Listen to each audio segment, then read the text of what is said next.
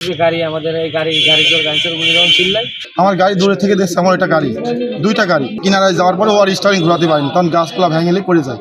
আমাদের হলো নিয়োগ ছিল যে গাড়ির 4টা চাকা আমরা নিয়ে নাও, নিয়ে গাড়িটা ওই অমুক জায়গায় সুন্দর একটা জায়গা থেকে আমরা ফেলানোর একটা সাইড করে সুন্দরভাবে রেখে চাকা কটা নিয়ে যাওয়ার একটা প্ল্যান ছিল। তারপরে ধরেন এই চাকা কমপ্লিট সাইডটা উঠে গেছে, উঠে যাওয়ার পরই ধরেন ওখানে যে যার গাড়ি সে এসে বলছে যে গাড়ি আমাদের এই গাড়ি যখন চিল্লাই তখন ধরেন আমি ওখান থেকে লেগে আমি ঢাল দিয়ে চলে যাই।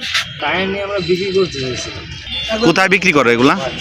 এগুলো ঠিক নয়। আপনি আমাদের দোকানে আমাদের গাড়িতে যে কোনো একটা দোকানে যেগুলো টায়ার মার রিং টিং খুলে যে কোনো একটা দোকানে যে বিক্রি করে। ভাই বলছে ওই গাড়ি কোথায় গেল, তো ট্যাগ করে দেখছে চৌরাস পার হয়ে চৌরাস যাচ্ছে গাড়ি। চৌরাস থেকে যখন গাড়িটা ঢুকছে তখন আমরা মোটরসাইকেল স্টার্ট দিয়ে মোটরসাইকেলে প্রচণ্ড জোরে চালাইয়ে গাড়িটা আসার পরে খোকসা যখন পার হয়, আমরা খোকসা যখন আসি মোবাইলের চার্জটা মোবাইল বন্ধ হয়ে যায়। ওখান থেকে আবার মানুষের কিছু জিজ্ঞাসা করার পরে গাড়ি আমরা ভিতরে রোডে ঢোকাই। আমরা অনেক মানুষকে জিজ্ঞাসা করি, মনে হয় জিজ্ঞাসা করছে হাত আমাদের কাঁপছে, এমন কাঁপছে। আমরাও মোটরসাইকেল প্রচণ্ড জোরে চালাইছি। আসার পরে দেখি আমার গাড়ি দূরে থেকে দেখছে আমার একটা গাড়ি, দুইটা গাড়ি, একটা 6 চাকার গাড়ি সামনে আর একটা আমাদের 10 চাকার গাড়ি আমারটা।